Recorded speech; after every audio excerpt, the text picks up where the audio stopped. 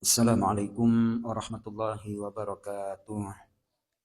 Bismillah, alhamdulillah, wassalatu wassalamu ala rasulillah wa ala alihi wa ashabihi wa mawalah amma ba'du.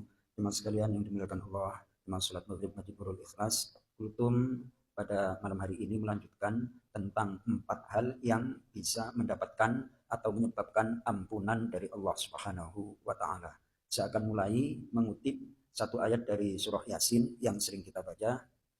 A'udzu billahi minasyaitonir rajim. Wasyamsu tajri limustaqarrin laha. Dzalika taqdirul azizil hakim. Dzalika taqdirul azizil alim apa hakim? Dzalika taqdirul azizil alim. Shadaqallahul azim. Allahumma rahamna bil Qur'an.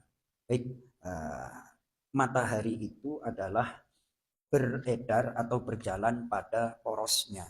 Dzalika taqdirul azizil alim, itulah penentuan ketetapan Allah yang maha perkasa lagi maha mengetahui. Kemudian di dalam ayat Al-Quran ada sifat Allah yang sering ditampilkan, yakni Al-Hakim.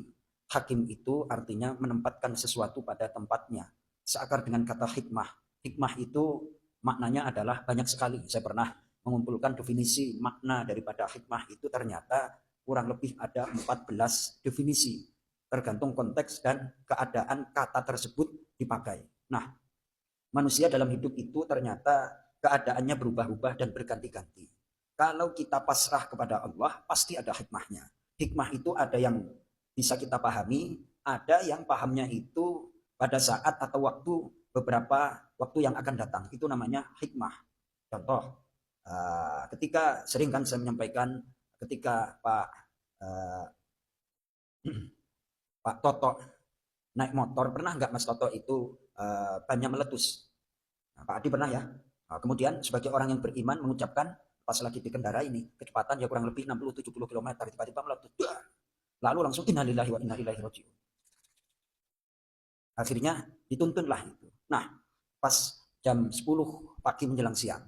Nah, kemudian dituntun sampai 100 meter, pas ada tukang tambal ban. Si tukang tambal ban ini mulai dari pagi belum dapat pasien. Nah, kira-kira Pak Adi itu di satu sisi innalillahi wa inna ilaihi raji'un, terus tukang tambal ban ngomongnya apa? Alhamdulillah. Nah, gitu. Jadi hidup itu kadang hikmahnya tahu setelah keadaan berikutnya. Artinya apa? Allah berkehendak untuk Pak Adi berbagi rezeki dengan tukang tambal ban. Nah, hidup manusia itu, ini kemarin Salman Al-Farisi radhiyallahu an curhat kepada Sayyidina Ali. Bagaimana kabarmu wahai Salman?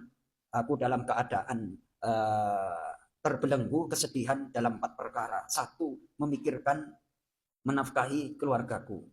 Terus yang kedua adalah wa ghammul khaliq ya'muruni bit ta'ah, yakni sedih tentang Allah yang senantiasa menyuruh aku untuk taat.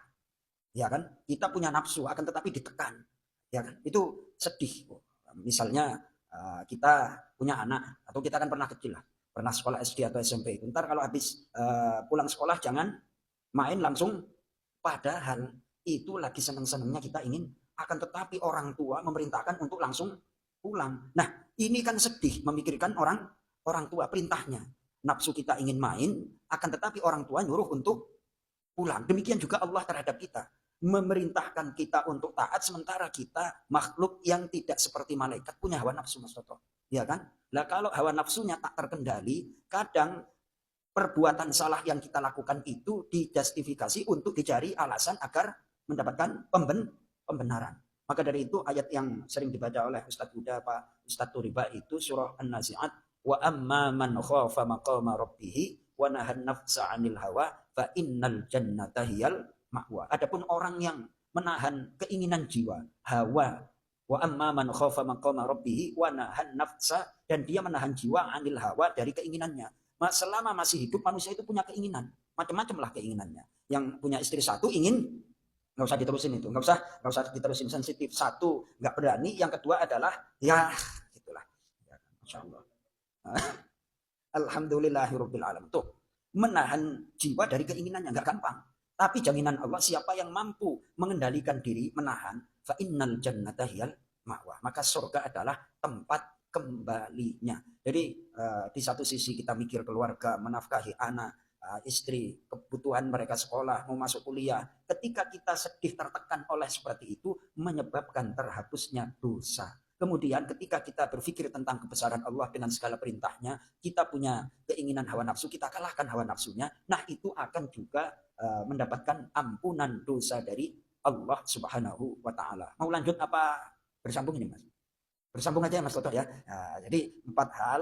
Yang pertama adalah sedih memikirkan keluarga. Itu. Yang kedua adalah sedih memikirkan perintah Allah. Itu juga akan menghapuskan dosa-dosa. Ternyata tak kita sadari Pak Pri, betapa Allah itu maha sayang terhadap hamba-hambanya. Dalam setiap kehidupan kalau kita di jalan yang benar akan mendapatkan ampunan dari Allah Subhanahu wa Ta'ala. Istighfar iya, akan tetapi kita berpikir mencari rizki yang halal. Pak Ketua Takmir Masjid memikirkan masjid. Ya, jangan dikira senyum-senyum beliau itu aslinya ya tertekan itu. Apalagi kalau hari Jumat khotib nggak dapat, terus pengeluaran banyak, itu tertekan itu Namun kan dikondisikan tetap tersenyum. Nah, tekanan seperti itu akan mendapatkan maghfirah, ampunan dari Allah Subhanahu wa Ta'ala. Mudah-mudahan Ketua Takmir kita Pak Haji Tasril Muiz senantiasa diberikan kesehatan oleh Allah Subhanahu wa Ta'ala. Jamaah MNI juga istiqomah. Mudah-mudahan rizkinya juga melimpah di Masjid Nurul Ikhlas ini. Terima kasih. Assalamualaikum warahmatullahi wabarakatuh.